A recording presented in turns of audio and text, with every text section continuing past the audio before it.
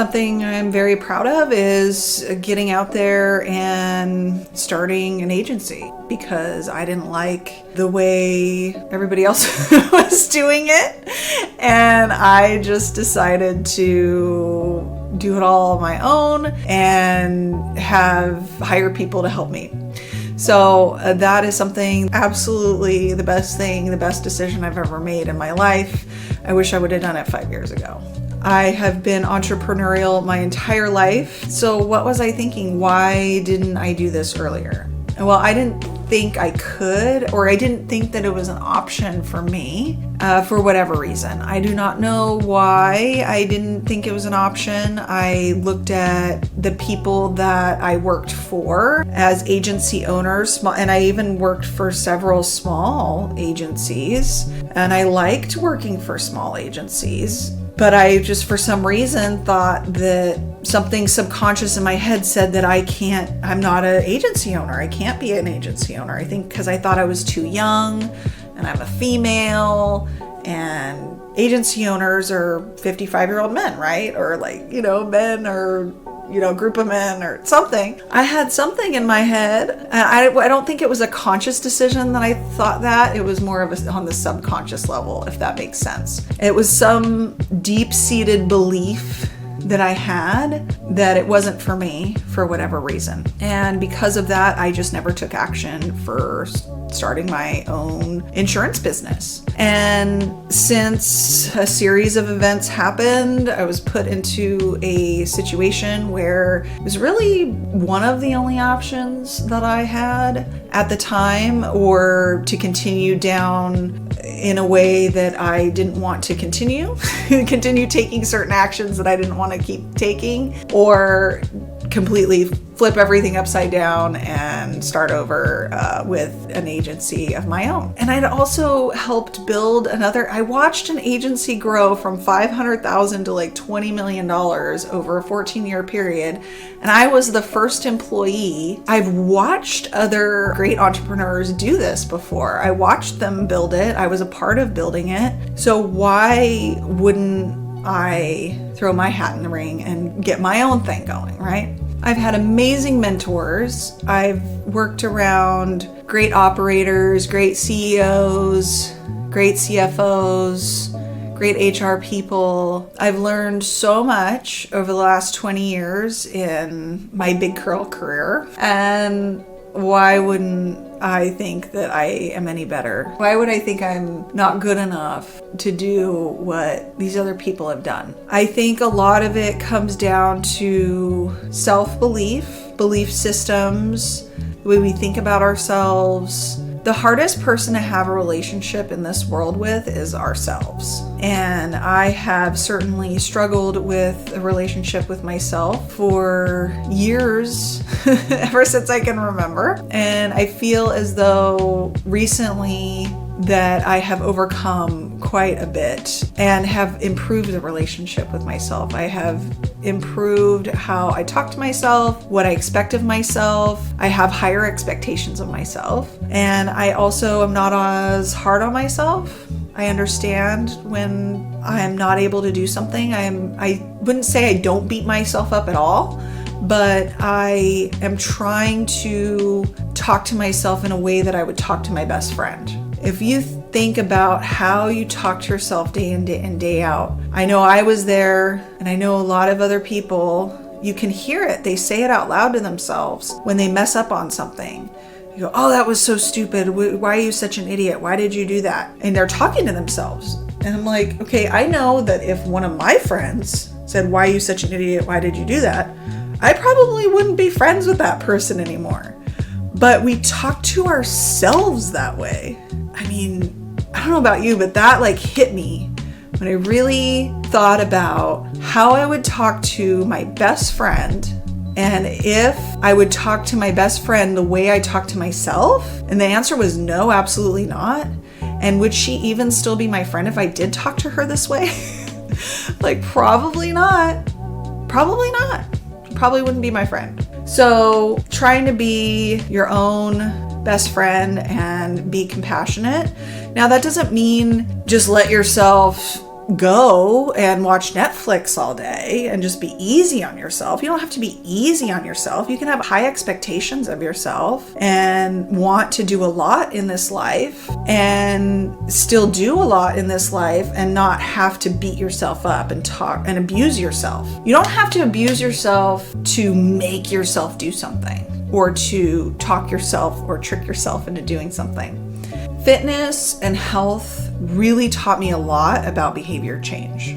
I have always been super interested in behavior change. I was a sociology major because I am fascinated with human behavior. I find it fascinating that humans can be manipulated in groups differently than one-on-one. I find marketing fascinating for this reason.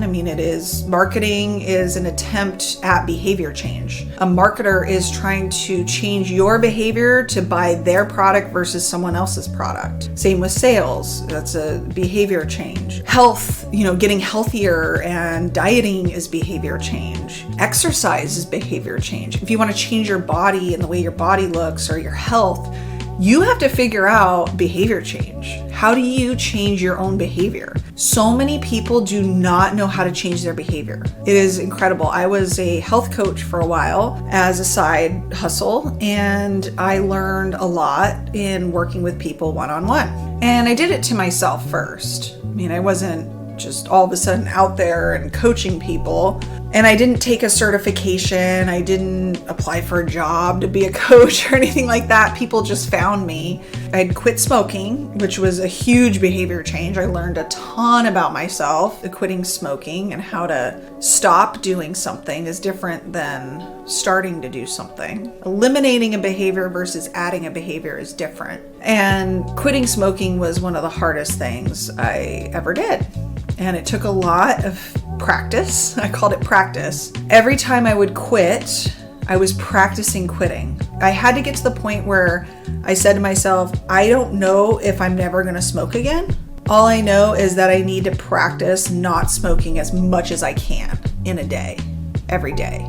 So if I woke up and I made it till noon and then I had a cigarette, okay, I failed at noon. Maybe tomorrow I can fail at 1 o'clock or, at a different time, or push it longer. Or maybe I have string a couple of days together. I would string like 3 days together and then have a cigarette.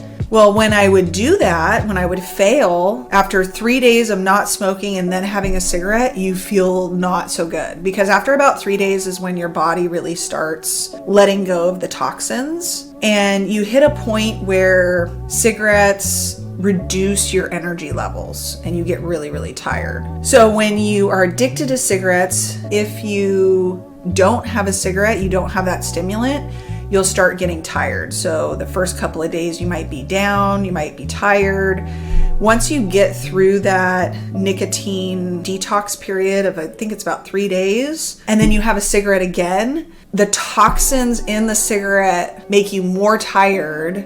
You don't get the pep. You get knocked down. At least I did. So my point is that as you practice trying to not do something, and if it's good for you to not do it, if it's a behavior where you're trying to eliminate it because you know it's hurting you, you keep hurting yourself, like cutting or smoking cigarettes or drinking too much or whatever it is that you're doing too much that is causing negative outcomes in your life, practicing stopping, because you're not going to be perfect. Some people can just be perfect and, stop cold turkey and never do it again, but it's very rare. It usually has to do with a very strong emotional response to maybe news someone received. Maybe somebody gets diagnosed with cancer because they've been smoking and they can just drop it just like that. So there has to be a pretty extreme circumstance for people to stop cold turkey like that. And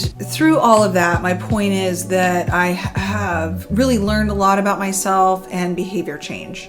And I didn't learn all of that overnight. I came from a place where I was really, really low. I had really, really low self-esteem for whatever reason. There's nothing, I didn't have a bad childhood. I don't know why I inherently seemed to have this disbelief in myself and my disbelief that I could do things. I do not know why all of that happened. But I do know that over the years, I have been able to build up this relationship with myself. And part of that was me learning about behavior change and learning that a lot of it did come down to the relationship with myself and how I talk to myself and the feedback that I give to myself and my ability to create my own life and take control over my own life as an emotional adult, getting into emotional adulthood and continuing into emotional adulthood and becoming a balanced person. Not completely shutting off my emotional side and not completely shutting off my intellectual side, but using both minds in a healthy way, in a way that serves me and serves those around me to the best of my ability. And so I did learn a lot through quitting smoking. And as I quit smoking, I started to gain weight.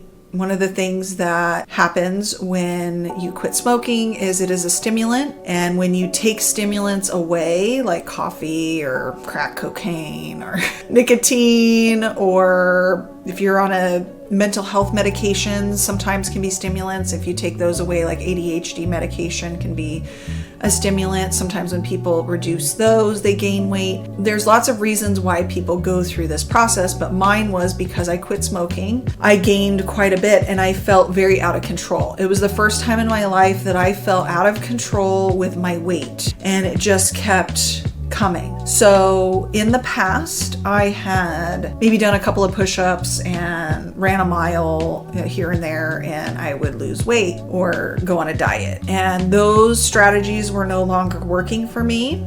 I was still gaining weight. Again, I felt very out of control of my body. And I had never been to a gym. I had been to a gym a few times because I was on a soccer team and we did some cross training on a spin bike when I was in high school. But aside from that, I had not been to the gym. As I was contemplating what to do, I decided that I would give a gym membership a try. I knew myself well enough that if I invested even just a little bit of money in a gym membership, that I would at least go. I would get my money's worth. I'm frugal, I'm like, okay, if I'm gonna spend $40 on a gym membership, I'm gonna go every day. And if I don't, because I invested this money. So I invested the money and I ended up telling myself that I would try every single class because I didn't understand fitness classes. I didn't realize that, a fitness class is really just an instructor having you follow their steps, and the point is to sweat. I thought that a class was, we are going to teach you exactly how to squat and deadlift, and, I thought it was going to be more technique based than sweating based, but either way, it's completely fine. I still learned what I needed to learn from fitness classes. So I told myself that I was not allowed to place judgment on the class and any said class until I had taken it 10 times, and that I would take every single class offered at the gym.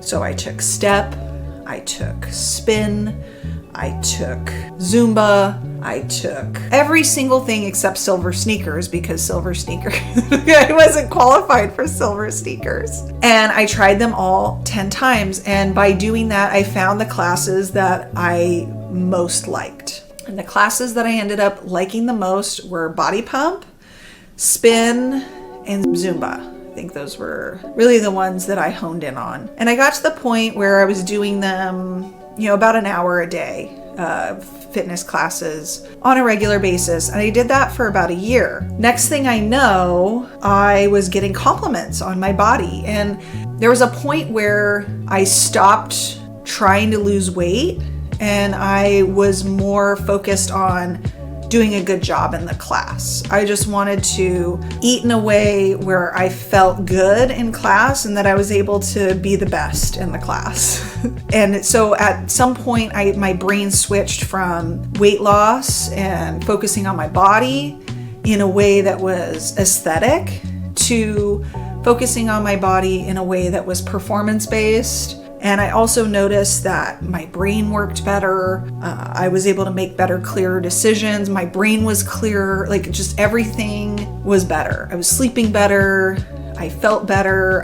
It gave me a lot of confidence, yes. And it also taught me a lot about myself, taught me a lot about performance. And I dove into just nerding out on performance. And as I nerded out on ways of improving in performance through fitness and exercise and sleep and nutrition, people started asking me to help them. So I became a health coach for some people. I would keep a roster of about 10 people at the most. And I learned a lot doing that as well, because I learned not only what worked for me, for people, what worked for other people, and what different diet plans work for people and different strategies and so on. So over these years, I've learned a lot about behavior change and how behavior change comes down to obviously changing your behavior and mindset. And one can happen and the other can follow, or the other can happen and the other can follow. Sometimes, and most of the times, we have to force ourselves. We have to become disciplined enough to make a change in some way on a regular basis until our brain catches up.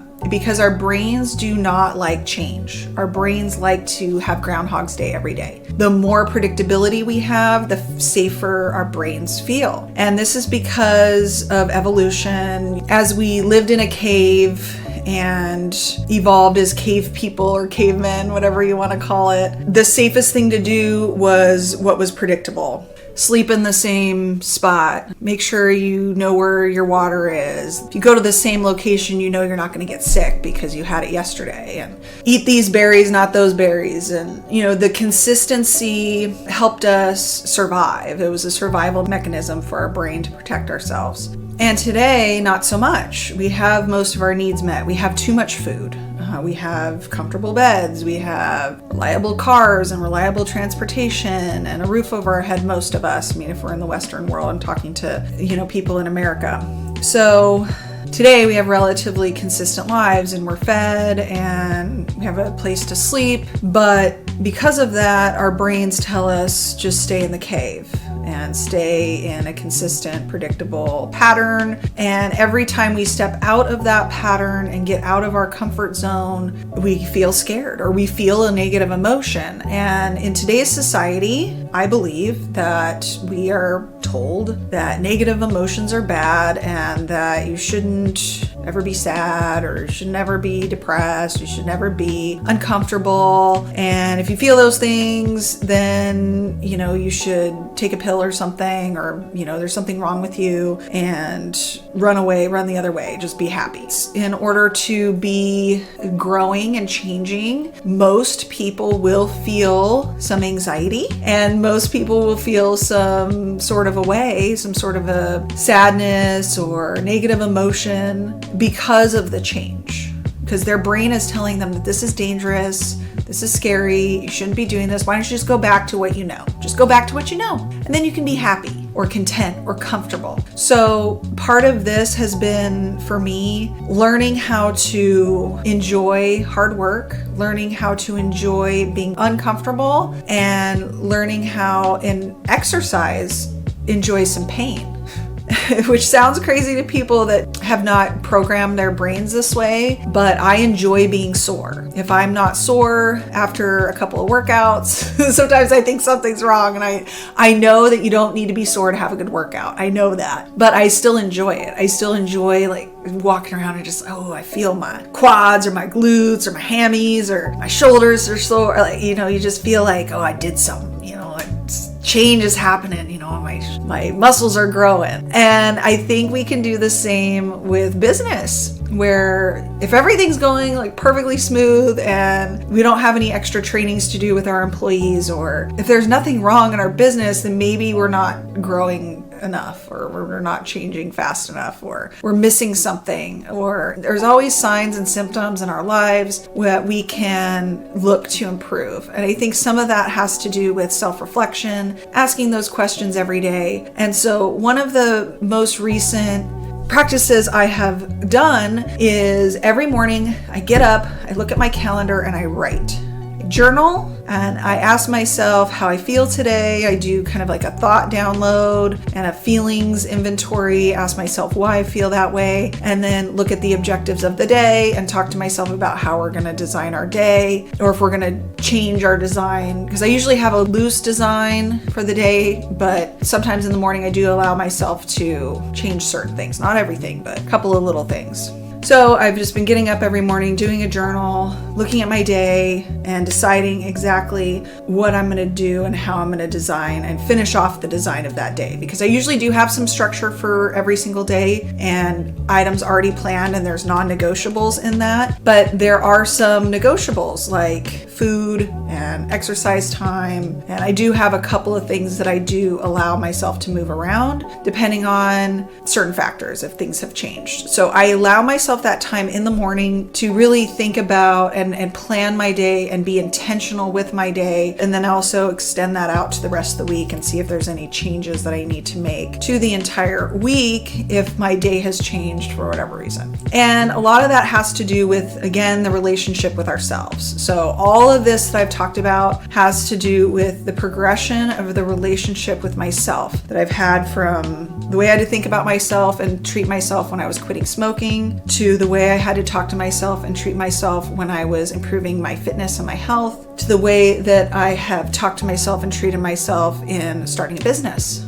And they're all a little different and a little bit more intense, and like I said, different in some ways, but have all been just wonderful learning opportunities and wonderful discovery opportunities. And I think that's why we're here as humans, is to learn and grow and discover, self-discovery. And I know that some people hear that and they think, oh, you're being selfish, you're just talking about yourself, you're always looking at yourself. But the better you become, the better you can serve those around you. So actually, by focusing on yourself first, make sure you're a healthy human, balanced mind, you can take care of yourself, you are more likely to be a better parent. You're more likely to be a better spouse. You're more likely to be a better business owner. You're more likely to be able to help others when they need a helping hand, because you've got your mind together, you've got your mind right. So hopefully you found that useful. If you want to schedule a talk with me, you can do so. I have a link down below. There's a brief questionnaire. I do require it to be completed ahead of time. If you have any other questions, I respond to the comments down below. Thank you for hanging out until the end, and we'll see you next time.